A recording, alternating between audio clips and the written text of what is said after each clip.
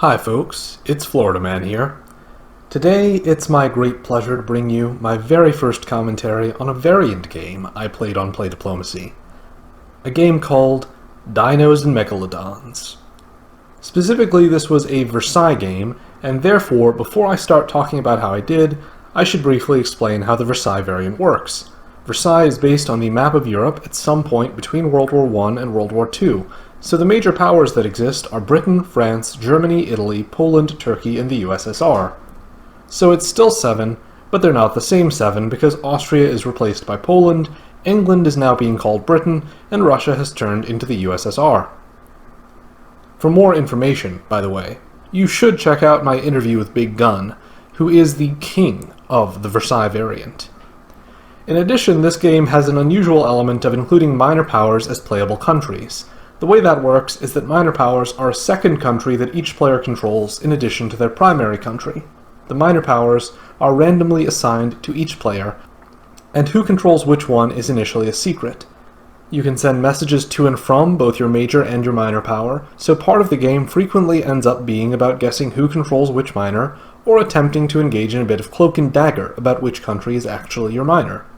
The minor powers are Czechoslovakia, Egypt, Greece, Romania, Spain, Sweden, and Yugoslavia. In this game, I played as Turkey, and I was assigned the minor Yugoslavia. That minor is a particularly useful one for Turkey, in my opinion, so I was in luck. In spring 1901, I am already enjoying the advantage of having Yugoslavia, because I used the Yugoslavian unit in Belgrade to support Turkey into Bulgaria. At the same time, I engage in a coordinated bounce with USSR in the Black Sea. Even if you fast forward to 1931, seems that relations between the Russian people and the Turkish people aren't actually all that different from the way they are on the original map. The more things change, the more they stay the same. Germany here supports France into Switzerland, which in this variant, interestingly, is not impassable, so you can already see a possible alliance forming there. France is also moving into the mid-Atlantic Ocean immediately, which could be the beginning of an attack on Britain or Spain, or a move toward accessing the Mediterranean, especially if he's allied with Spain or Spain is his minor. In the east, Poland opened to the north and south, which means he's not threatening Germany at the moment either, but rather is trying to snag whatever centers he can grab for free before he starts fighting anyone. USSR is likewise opening in a way so as not to offend anyone, but just to get whatever builds he can without fighting and defend his homeland. On the other extreme, Britain is going to have to attack Oslo, which is controlled by Sweden, if he wants to be sure of getting a build. He doesn't have much choice, because as things are, he could get bounced if he tries to take Holland or Belgium. If he does attack Oslo, though, he might tick off whoever controls Sweden. Elsewhere, Italy moves a unit toward the Balkans, which is of interest to me because I was hoping that I could use the fact that I'm Turkey and my minor is Yugoslavia to basically just dominate the entire Balkans unopposed. Fortunately, I have positive communications with Italy as both Turkey and Yugoslavia. As for the minor powers, they're each just trying to get a center.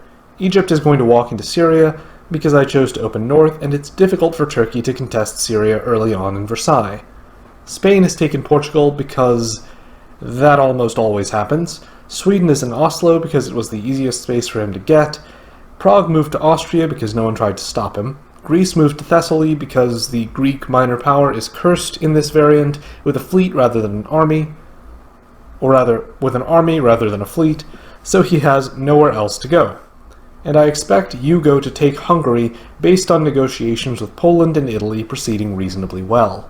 Fall 1931, Yugo does get into Hungary, Egypt does get Syria, Greece covers his home center of Athens, which shows me that his major is not Italy, and Sweden covers Stockholm with German support, while both USSR and Poland attack it, all of which shows that Sweden's major is probably not Poland or USSR, because if they were, he could have done a coordinated bounce with either of them to protect Stockholm instead of getting German support back into it.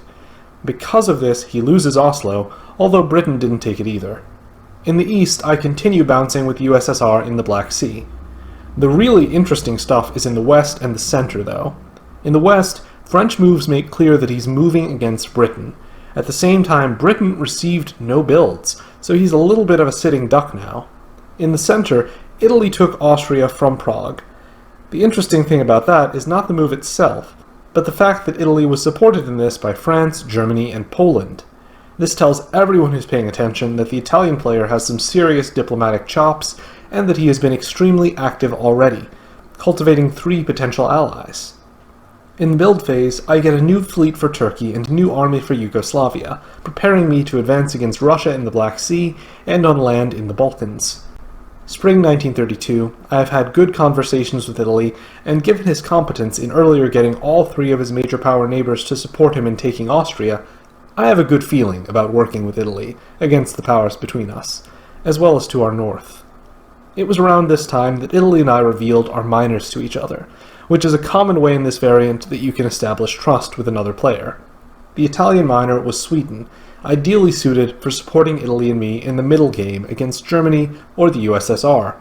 With Italy seeming like a firm ally against both the other Eastern powers and the powers to our north, I began making my first truly anti-Soviet maneuvers of the game, while Italy moved through the Mediterranean to help me in the east. I also saw that Italy stabbed France by supporting Germany into Switzerland, which pleased me, because it meant Italy would not likely have a free hand anytime soon to start a war with another major power. France's position, on the other hand, was not looking good at all. Spain was clearly moving to join in the fight against France, while France's adventure in attacking Britain looked to have turned out as a big distraction for him that was not likely to create gains quickly enough to make up for the losses Italy and Spain would inflict. Fall 1932, Italy and I removed the 2 Balkan powers I didn't control, Greece and Romania, from the game. At the same time, Germany was moving very aggressively against both France, who Italy was helping with, and Britain. The game was looking to me like it could end up pretty quickly with me, Italy, and Germany on top.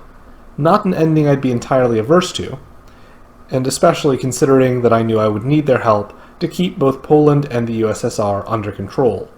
Fortunately, from their moves at this point, it's clear that USSR and Poland were at odds, despite the very significant threat that I posed from the south. I planned to move against Egypt, and then the USSR here, so in the build phase I acquired a new army to try and take Syria away from Egypt, which I figured was probably the minor of either Poland or the USSR. At the end I did learn that it was Poland's minor. Spring 1933 found me repositioning for that offensive. Italy joined me in positioning to fight Egypt, while Italy and Germany continued to fairly tightly coordinate against the rapidly shrinking French and British powers. Although I gained position in the fall, moving closer to Sevastopol, I didn't actually gain any centers that year, unlike both Germany and Italy, which was a little worrying. Did not want to fall behind. Spring 1934, USSR and Poland continued sparring with neither gaining ground. In the Med, Italy took Cairo while I positioned to take Syria, in keeping with an agreement we'd made. But Italy also moved into the Aegean Sea, which I did not appreciate. The result of this was that in the fall, I was both demanding that Italy withdraw and working to make a temporary peace with the USSR so that I wouldn't be trapped between them and Italy. Italy backed down and withdrew, and I got Syria, so that season felt like a victory for me. Also, Italy and Germany, who had been moving in unity for the most part as far as I could tell, turned on each other and began a devastating fight. I may have been involved in suggesting separately to each of them that if they fought the other, I would take their side. Spring 1935, USSR begins to succeed against Poland, and at that same moment I turn on the USSR again, positioning to threaten both Kiev and Sevastopol. Italy seemed to be generally winning the fight with Germany this year, but it was still very much in the air, and I had not committed in any military way to helping either side at this point. So, I kinda liked that situation as it was unfolding. Fall 1935, I turned on the USSR completely, and because his defensive moves were suboptimal, I gained both Kiev and Sevastopol at the same time instead of just acquiring one, which is what probably should have happened. Not much seems to have happened in the German-Italian War, although Italy was definitely doing better in that regard than Germany. But Germany did finish Great Britain off, because Britain had abandoned defending the 2 centers he had in order to try and retake one of the centers France had taken from him. There was a moment here when it seemed to me that Germany and Italy might make peace, because with the builds Germany had and the units he had, he should have been able to keep Italy from making more ground, or even push him back. However, in the build phase, Germany prepared to fight the USSR more so than Italy. He built 2 new fleets, which would not have been useful at all in fighting Italy at this point. So with spring 1936, Italy further pushed his forces toward Germany, while I moved my forces north to take on Poland. With France still posing issues for Germany, he wasn't able to create a real bottleneck around the mid-Atlantic Ocean yet. With USSR's forces divided between his homeland and Poland's, on the other hand, they couldn't really defend anything effectively. So in the fall, I captured both Krakow and Moscow, while Italy tried to move so as to have the strongest position he could relative to Germany. Unfortunately for him, this whole time he'd been gradually shifting units more and more away from me. So when I, in the build phase, acquired a new fleet in Smyrna and an army in Bulgaria, Italy's defenses were basically down. Spring 1937, Italy went for the eastern Mediterranean, and I let him.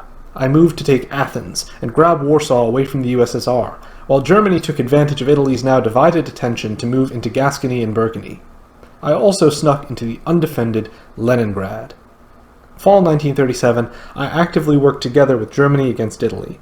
Because Italy was now in a two-front war with the other 2 remaining great powers, and Germany and I were actively coordinating, Italy started to lose some ground here.